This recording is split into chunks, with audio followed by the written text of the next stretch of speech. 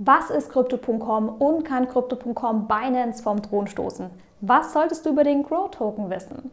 In diesem Video werde ich dir die Erfolgsgeschichte von Crypto.com inklusive der Tokenomics und Zukunftsaussichten aufschlüsseln. Am Ende hast du einen wunderbaren Überblick, wohin die Reise von Crypto.com gehen könnte. Bleib also bis zum Ende dran. Damit es einfacher für dich ist, habe ich ein eigenes Schema von Miss Crypto aufgebaut. Das aktuelle Thema blende ich dir wie immer mit oben ein. Alle Angaben sind ohne Gewähr, das ist keine finanzielle Beratung. Lass noch schnell ein Like da, das würde dem Kanal extremst weiterhelfen. Zunächst erst einmal, was ist Crypto.com und was ist Grow? Crypto.com ist ein Finanzdienstleister, der eine Plattform mit Produkten rund ums Handeln, Zahlen und Investieren von Kryptowährungen ins Leben gerufen hat. Die vom Unternehmen entwickelte Blockchain namens Crypto.org Chain soll dabei helfen, Kryptowährungen noch schneller zu verbreiten. Über die Blockchain läuft unter anderem auch die Zahlungs-App Crypto.com Pay. Für die Plattform wurde dafür 2017 in einem Initial Coin Offering über 26 Millionen Dollar eingesammelt. Der Crypto.org Coin, kurz Grow, ist der systemeigene Utility Token der Crypto.org Chain und erfüllt verschiedene Funktionen. Zum Zeitpunkt des Videos ist Grow auf Rang 15 von CoinMarketCap gelistet und verfügt über eine aktuelle Marktkapitalisierung von rund 12,5 Milliarden Euro. Übrigens, wenn du dich über den ersten Link unten in der Videobeschreibung bei Crypto.com registrierst, erhalten wir beide $25, sobald du dir die Ruby Steel Karte zulegst. Auf die Karten samt der Vorteile gehe ich später noch ein. Wie und warum ist Crypto.com entstanden? Wir machen dazu einen kurzen Ausflug zurück ins Jahr 2016, als alles begann. Ursprünglich nannte sich das Unternehmen Monaco Technologies GmbH, kurz Monaco. Der Token hieß damals noch Monaco Coin, kurz MCO. Das Unternehmen erlebte während der ICO-Zeit 2017 ein Auf und Ab. Negativschlagzeilen zwangen das Unternehmen schließlich dazu, sich neu zu erfinden. Monaco taufte sich daher im Juli 2018 in Crypto.com um und sicherte sich zugleich die passende Domain Crypto.com für mehrere Millionen Dollar. Auch der Monaco Coin sollte im Rahmen der Neuausrichtung nicht mehr an einen alten Namen erinnern. So entschied man sich für die Auferlegung eines neuen Tokens, Grow.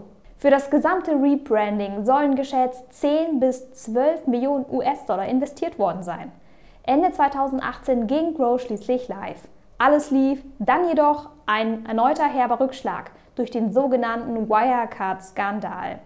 Der börsennotierte Finanzkonzern Wirecard musste damals aufgrund verschiedener Bilanzfälschungen 2020 Insolvenz anmelden. Crypto.com, damals Kunde von Wirecard, musste bei diesem Skandal alle laufenden Kreditkartenzahlungen in Europa und Großbritannien vorübergehend stoppen. Seitdem erholter denn je erfreut sich die Plattform nun wachsender Beliebtheit.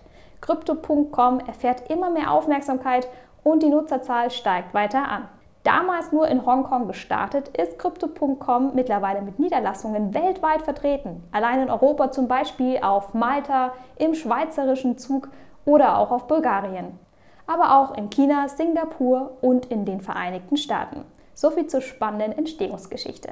Warum ist Crypto.com nun entstanden? Welches Ziel verfolgt das Unternehmen? Hier geht es ganz klar um die Vision Cryptocurrency in every wallet, Kryptowährung in jede Geldbörse. Crypto.com möchte sich hierfür ganz besonders 4 herausfordernden Schlüsselpunkten stellen, um Kryptowährungen eben für die Masse zugänglich zu machen. Das ist zum einen der Punkt User Experience. Was ist damit gemeint? Mit einem schlechten Nutzererlebnis kannst du niemanden überzeugen, deine App zu nutzen oder kryptoaffine Produkte zu kaufen. Je intelligenter und intuitiver die Benutzeroberfläche an den Kunden angepasst wird, desto mehr gelangt Krypto in jedermanns akzeptierte Geldbörse. Auch ein sogenanntes Mehrwerteversprechen muss das Unternehmen seinen Kunden für den Einstieg in eine risikoreichere, da noch junge Geldanlageform bieten. Je attraktiver der finanzielle Mehrwert ausfällt, desto eher lässt sich selbst ein sicherheitsorientierter Anleger oder vielleicht sogar ein Aktienliebhaber überzeugen. Die dritte Herausforderung ist die Komplexität. Die Kryptowelt und die Distributed Ledger Technologie 100% zu umreißen, ist bei der Menge an Möglichkeiten nahezu unmöglich. Je einfacher du ein schwieriges Thema an den Nutzer bringst, desto mehr kann Unsicherheit im täglichen Gebrauch abgebaut werden. Und zu guter Letzt der Schlüsselpunkt Sicherheit. Viele Betrugsmaschen existieren leider auch in der dezentralen Finanzwelt, in der schnell viel Geld gemacht werden kann. Ein paar wenige Negativschlagzeilen reichen schon aus, um dann die positiven Neuigkeiten zu überschatten. Und das trübt wiederum das allgemeine Vertrauen in Kryptoprojekte. Wie möchte Crypto.com diese Vision umsetzen? Crypto.com möchte über 3 Säulen Kryptos in jedermanns Geldbörse bringen. Die Säulen sind Payment, Trading und Financial Services, welche auch die unterschiedlichen Produkte zugeordnet werden. Die Produkte aus der Payment-Säule sollen nun hauptsächlich zur Kundengewinnung dienen. Produkte von den anderen Abschnitten, den anderen Bereichen Trading und Financial Services sollen dagegen Haupteinnahmequelle für das Unternehmen werden. Diese Strategie soll wiederum einen Kreislauf anheizen. Über die Payment-Produkte gelangen die Nutzer auf die Plattform. Durch Traden und Financial Services macht Crypto.com Gewinne. Der Überschuss wird dann wiederum erneut zur Neukundengewinnung reinvestiert. Mit welchem Marketing wird denn nun in die Neukundengewinnung investiert? Klar, die Nummer 1 ist Mundpropaganda und Empfehlungsprogramme. Diese scheinen die am meisten genutzte Neukundenquelle für Crypto.com zu sein. Das Unternehmen scheut darüber hinaus keine Kosten und Mühe. Mit einem starken Fokus als Sponsoring-Partner großer Sportevents präsentiert sich Crypto.com als starke Marke unterschwellig vielen neuen potenziellen Nutzern. Stetig neue spielerische Sonderaktionen geben selbst den Bestandskunden immer wieder das Gefühl, angemessen unterhalten und belohnt zu werden. Der erzählt dann seinem Freund wiederum aufgrund dieser Empfehlungsprogramme davon und ein weiterer Kunde gelangt auf die Plattform. Je schneller dieser Kreislauf jetzt nun angefeuert wird, desto schneller findet die Vision zur Massenadaption statt. Was sind denn jetzt die Produkte im Ökosystem? Zu den Payment-Produkten gehört zum Beispiel Crypto.com Pay und die Visa-Karten mit der Cashback-Funktion. Zu den Trading-Produkten zählt die eigene Börse, Crypto.com Exchange und die Crypto.com App. Unter die Produkte von Financial Services fallen weitere DeFi-Dienste, Crypto-Earn und Crypto-Credit. Weitere Lösungen außerhalb dieser Säulen, wie zum Beispiel der NFT-Bereich von Crypto.com, erweitern das stetig wachsende Ökosystem. Jedes Produkt jetzt an dieser Stelle in diesem Video zu umreißen, das würde mal wieder den Rahmen des Videos sprengen. Deswegen schauen wir uns einfach mal beispielhaft die interessanten Visa-Karten an aus dem Payment-Bereich. Schließlich gehören diese Karten zu den Produkten, die dich auch als potenziellen Kunden schließlich auf die Plattform bringen sollen. Wie wird jetzt also ein Neukunde auf diese Karten aufmerksam? Welche Mehrwerte bieten die Karten auch einem Bestandskunden, um im Ökosystem zu bleiben? Im Alltag klafft noch ein großes Loch, wenn es um die Nutzungsmöglichkeiten von Kryptotransaktionen im Alltag geht. Wenn du zum Beispiel an der Kasse mit deiner EC-Karte bezahlst, bist du zwar schon bargeldlos unterwegs, doch du zahlst noch nicht mit deinen Kryptowährungen. Auch hast du bestimmt schon einmal beim Online-Banking festgestellt, dass der Online-Banking-Kontostand dem Echtzeit-Kontostand immer ein wenig hinterherhinkt, da Transaktionen über die Banken erst verarbeitet werden müssen. Diese Verarbeitungszeit kann zum Beispiel 3 bis 4 Tage beanspruchen. Oder brauchst du im Auslandsurlaub auf die Schnelle mal Geld, weil du so richtig schön essen gehen möchtest? Hier greifst du zur Kreditkarte und dieser extra Service kostet dich nicht nur deinen Spaß. Denn Banken stellen für diesen extra Service schließlich manchmal gern bis zu 5% Gebühren auf den Geldbetrag in Rechnung. Und um genau diese nervigen Reibungen im Alltag zu reduzieren, hat Crypto.com diese Visa-Karten auf den Markt gebracht. Übrigens ist damit das Unternehmen eines von den wenigen, wenn nicht sogar der Vorreiter, der solche Karten in den USA, Europa und Asien anbietet. Geworben wird bei den Nutzern mit 0 Gebühren beim Bezahlen an über 60 Millionen Handelslocations weltweit oder sofortigen Zahlungsvorgängen ohne die gerade erwähnte lange Verarbeitungszeit. Du kannst also überall da, wo Visa-Kartenzahlung akzeptiert wird, mit der Crypto.com-Karte zahlen. Insgesamt gibt es 5 farbenfrohe Kartenstufen, angefangen bei der Midnight Blue bis hin zur schwarzen Obsidian. Darüber hinaus erhalten Kartenbesitzer zusätzliche Vorteile, die mit der jeweiligen Karte verknüpft sind. Diese Vorteile schauen wir uns jetzt erst einmal genauer an, denn diese werden ja auch für dich dann interessant sein. Besitzt du eine Karte, erhältst du für jeden Einkauf mit dieser Karte Cashback in Form von Crow Tokens. Du gehst jetzt also als Beispiel im Supermarkt shoppen, zahlst mit deiner Karte und kannst ein paar Augenblicke später mal so in deiner App Cashback als Crow Tokens sehen. Je nachdem, welche Karte du hast, fallen diese Cashback-Prozente und diese zusätzlichen Privilegien noch höher aus. Angefangen bei der Starterkarte Midnight Blue erhältst du schon 1% Cashback. Bei der Ruby Steel sind es dann schon 2%. Bei der Jade Green oder der Royal Indigo sind es 3%, bei der Icy White oder der Frosted Rose Gold 5%. Ganze 8% Cashback gibt es dann schon bei der schwarzen Obsidian-Karte. Auch je nach Karte sind die Auszahlungslimits stufenweise nach oben gesetzt. So kannst du zum Beispiel mit der Midnight Blue 200 US-Dollar Cash am Automaten jeden Monat kostenlos abheben. Bei der Ruby Steel sind es dann schon doppelt so viel, 400 US-Dollar. Möchtest du eine Ruby Steel Karte haben, musst du dafür mindestens 400 US-Dollar in Form von Crow Token staken. Diese Crows werden für 6 Monate gelockt. Vorteil für dich? Du erhältst zusätzlich zum Cashback Staking Rewards. Auch hier wieder, je nach Kartenstufe fallen diese Rewards je nach Stufe eben höher aus. Je höher die Rewards in Form von Crow Tokens, desto mehr an Crow Tokens musst du staken, um deine Kartenstufe abzugraden. Auch weitere Anleitungsvideos zu Crypto.com findest du bei meinen Krypto-Kollegen, zum Beispiel im deutschsprachigen Raum wie CryptoTuts oder auch dem Blocktrainer. Auch weitere Optionen kannst du mit den Karten für dich nutzen. Mit der Jade Green kannst du zum Beispiel die Mitgliedschaft für Spotify und Netflix über die Karte zahlen. Das Geld erhältst du dafür nicht in Fiat, sondern in Form von Crow zurückerstattet. Je höher die Stufe, desto luxuriöser und exklusiver die Angebote. Mit der Obsidian hast du zum Beispiel noch eine Private Chat Partnerschaft. Für so eine Karte müsstest du jedoch 400.000 US-Dollar in Form von Crow staken. Ganz wichtig, als Kartenbesitzer erhältst du diese Benefits nur so lange, wie du die Crow Tokens dafür stakest. Sobald du also die erforderlichen Crow Tokens nicht mehr gelockt hast und diese nicht mehr gelockt sind, verlierst du automatisch diese Vorteile. Die Midnight Blue ist kostenlos, wenn du sie dir beantragst. Für das Upgrading auf die anderen Karten werden einmalige Freischaltungsgebühren verlangt. Diese betragen zum Beispiel zum Stand des Videos 50 €. Für mehr Fragen rund um Gebühren kannst du dich stets auf dem Laufenden halten, wenn du in deiner Crypto.com App unter Einstellungen bei Fees and Limits nachliest. In dieser Crypto.com App managst du übrigens auch dein Portfolio und deine Visa-Karte. Dort findest du alle wichtigen Informationen über deine Karte, eben alle aufgezeichneten Transaktionen und deine erhaltenen Cashbacks. Der Help Center als Chat steht dir jederzeit zur Verfügung, derzeit noch auf Englisch. Doch je nach Antragen wird dir zeitnah geantwortet und du stehst im Kontakt mit dem Support, wenn du zum Beispiel auch deine Karte upgraden möchtest. Übrigens, ich nutze die Karte jetzt schon seit 4 Monaten. Ich habe auch einmal upgraden lassen von der Midnight Blue auf die Ruby Steel und mir macht es halt immer mehr Spaß, wenn ich mir jetzt einen Kaffee beim Bäcker kaufe oder so.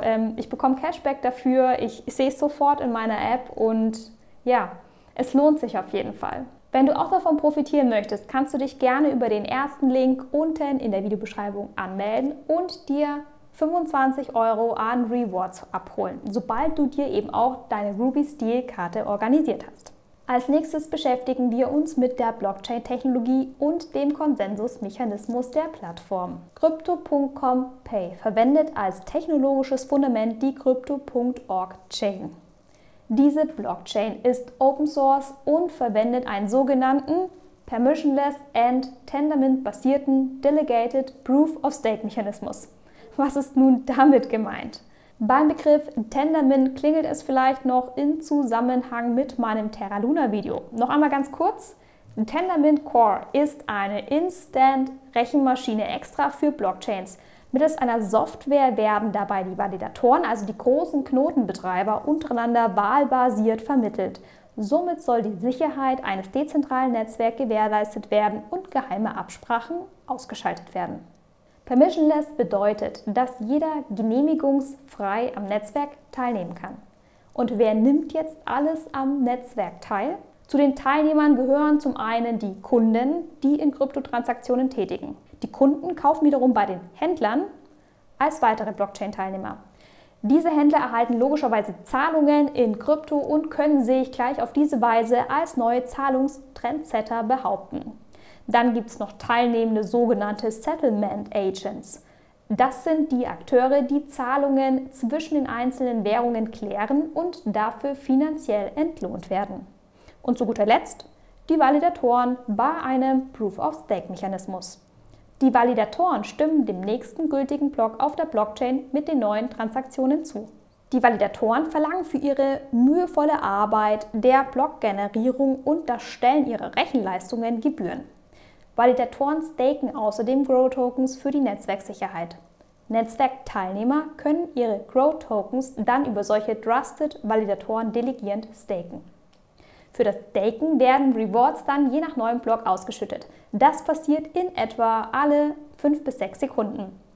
Die jährliche Reward-Rate kann immer nur in Schätzungen angegeben werden und hängt zum Beispiel von den Netzwerkbedingungen wie der durchschnittlichen Blockzeit ab. Rewards an aktive Netzwerkteilnehmer haben zum Beispiel in der initialen Launchphase ca. 20% Jahresrate betragen. Im Crypto.org Mainnet Explorer kannst du immer sehen, wie viele Validatoren gerade aktiv validieren. Zum Stande des Videos sind das zum Beispiel 100 Stück. Oder wie viele Transaktionen jemals über diese Blockchain gelaufen sind. Das sind zum Zeitpunkt des Videodrehs schon über 5,6 Millionen Transaktionen gewesen. Crypto.org Chain möchte bis 2023 carbonnegativ werden, sprich also mehr CO2 gut zu machen als auszustoßen. Möchtest du als dezentrales Netzwerk nachhaltig agieren, musst du ökologischer werden, hochskalierbar sein, also für viele Nutzer gleichzeitig und möglichst kostengünstig. Crypto.org Coin Grow ist der native Utility Token im Open Source Crypto.org Mainnet. Dieser Grow Token erfüllt nun als Utility Token verschiedene Funktionen im Ökosystem. Grow wird zum Beispiel für Crypto.com Pay genutzt, die Crypto.org Chain oder beim Gebrauch der Visa-Karten. Auch beim Trading wird Grow in der Crypto.com App und auf der Crypto.com Exchange verwendet. Auch im DeFi Wallet, für Crypto.com Earn oder für den Crypto.com DeFi Swap spielt Grow beispielsweise eine Rolle. Wie ist Grow im Netzwerk verteilt und wie erfolgt jetzt nun die Ausschüttung? Die Verteilung erfolgt sekundär, sprich es gab keinen Pre-Sale, keinen Public Sale und kein ICO. Crypto.com announcete im Februar 2021, 100% der Tokens in Umlauf bringen zu wollen und so eine 100%ige Dezentralisierung zu erreichen. Dazu wurden von 100 Milliarden Grows 70 Milliarden Tokens aus verschiedenen Kategorien der Netzwerk-Allocation geburnt. Wir schauen uns das mal ganz kurz an. Das sind 20 Milliarden Grows aus der Kapitalreserve. Dann als nächstes 5,5 Milliarden aus dem Bereich Community Development. Dann weitere 10,4 Milliarden Tokens, die als Anreize für den Launch von Grow vorgesehen waren ursprünglich. Und dann noch 19,1 Milliarden Tokens aus den Fördermitteln für das Ökosystem. Und zu guter Letzt noch 5 Milliarden Tokens aus dem Bereich für Long-Term-Netzwerkanreize. Nach Abzug dieser insgesamt in Summe 70 Milliarden geburnten Tokens stehen nur noch insgesamt maximal 30 Milliarden Tokens zur Verfügung. Rund 25 Milliarden Grow befinden sich laut CoinMarketCap noch im Umlauf. Verbleiben also noch etwas mehr als 5 Milliarden Grow, die noch nicht im Umlauf sind. Diese restlichen sind für die Validatoren als Block Rewards und für die Ökosystementwicklung zur Verteilung gedacht. 5 Milliarden Grow sollen in den nächsten 10 Jahren in Form von Rewards ausgeschüttet werden. 500 Millionen Tokens dafür jährlich. Alles klar soweit? Wie kannst du Grow kaufen und aufbewahren? Grow kannst du ganz einfach via Crypto.com Exchange oder über andere Exchanges wie zum Beispiel Bittrex erwerben. Crypto.com bietet 2 Soft-Wallet-Applikationen an, um Grow-Tokens aufzubewahren und zu managen.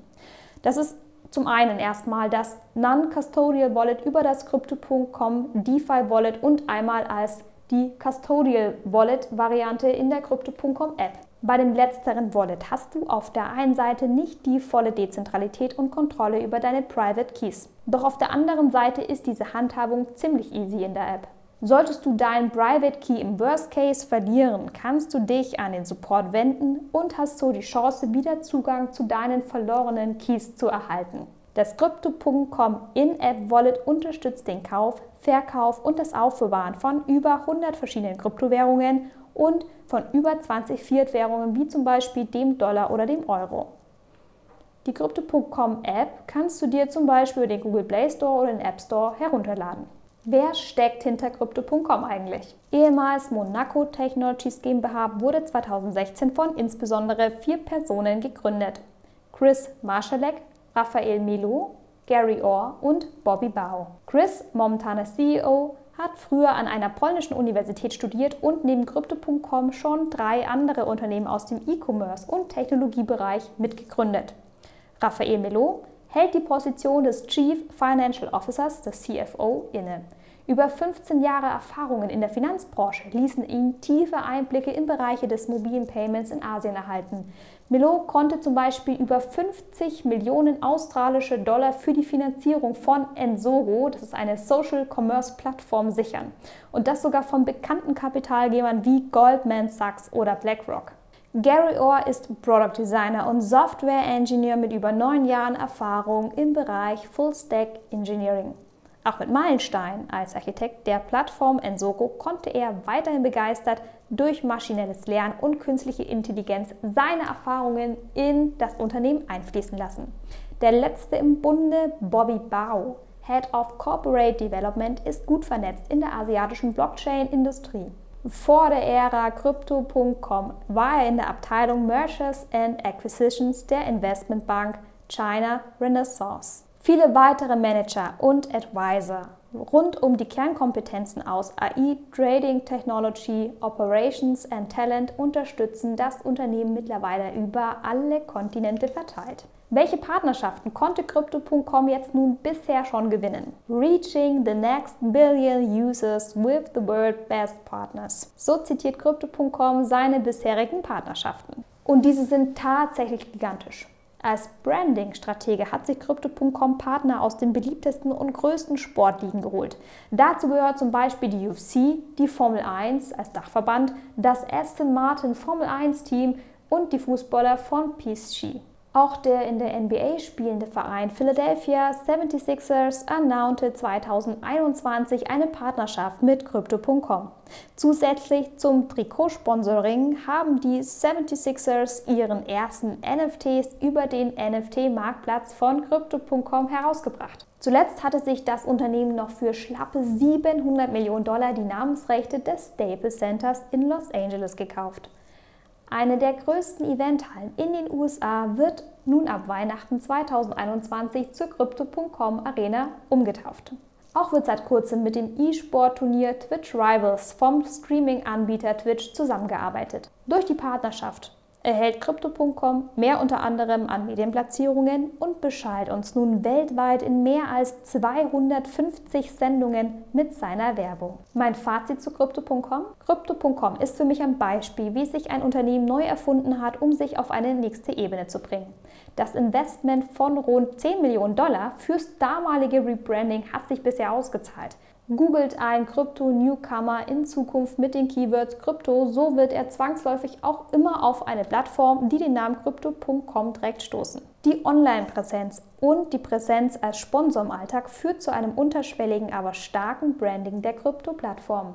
Crypto.com gleicht damit für mich fast schon wie ein dezentrales Red Bull. Durch den entwickelten Kreislauf aus Neukundengenerierung und Reinvestierung konnte Crypto.com mittlerweile zahlreiche Millionen an Nutzern gewinnen und diese durch Anreize wie Staking und weitere Benefits halten. Die User Experience selbst für Einsteiger ist simpel, die Crypto.com App ist schnell heruntergeladen. Die kostenfreie Einstiegs-Midnight Blue-Karte ist schnell beantragt, gelangt in der Regel innerhalb von 2 Wochen zu dir und macht dich mit Kryptos im Alltag vertraut. Die Plattform bietet viele Features und einen All-in-One-Service, sodass jeder für sich fündig werden kann. Als eine Einschränkung könnte man sagen, dass hinter all den Verlockungen auch immer die logische Absicht verbunden ist, dich natürlich auf der Plattform zu binden. Freue dich also über deine Vorteile bei der Nutzung der Produkte, doch entwickle immer selbst ein Bewusstsein über deine Bestände. Lerne am besten unabhängig von nur einem Börsenanbieter, wie du deine Kryptos auf verschiedene Wallets managen kannst. So bleibst du flexibel und kannst dich eigenverantwortlich zwischen verschiedenen Anbietern entscheiden. Wie immer investierst du in Crow, wie in andere Kryptos auch, investierst du in ein spekulatives Geschehen. Dein Bestand in Crow kann also innerhalb kurzer Zeit zweistelligen prozentualen Schwankungen unterliegen. Das ist aber für den Kryptomarkt bisher völlig normal. Genaue Prognosen kann dir für den Grow Token übrigens niemand geben. Das sind auch wie immer alle Schätzungen. PricePrediction.net sieht zum Beispiel Grow 2022 als einen potenziellen $1-Token mit Aussichten Richtung einen $2-Token bis 2023-2024. Die derzeitige Rendite beträgt zum Stand des Videos über 3700%, falls du schon zu Beginn der Plattform investiert hättest. Das Allzeithoch betrug Ende November 2021 rund 0,96 US-Dollar. Solange also diese rasante Nachfrage nach Grow besteht und der Kreislauf auf diese Weise seine Fahrt behält, der Markt noch nicht sein natürliches Maximum an Nutzern erreicht hat, können wir uns hoffentlich noch eine Weile am Kursverlauf erfreuen. Technische Umsetzung der Roadmap, die Zusammenarbeit des Teams und weitere Partnerschaften sind natürlich mit ausschlaggebend. Denn ihr Lieben, die Kryptowelt ist reich an Höhen wie Tiefen und fährt mit uns Achterbahn. So, und damit sind wir auch schon wieder am Ende angekommen. Falls du Fragen hast oder Feedback, kommentiere einfach unter dem Video drunter. Was hältst du von der Exchange und seinem Coin? Nutzt du die Visa-Karte vielleicht schon und kannst uns dazu deine Erfahrungen mitteilen? Ich hoffe, dir hat das Video gefallen. Wenn ja, würde ich mich mega über ein Like, ein Abo oder eine Donation von dir freuen. Damit kannst du direkt meinen Kanal unterstützen und auch mir helfen, die Videos für dich noch besser zu machen. Wenn du noch mehr über andere spannende Kryptoprojekte erfahren willst, schau dir auch meine anderen Videos dazu an.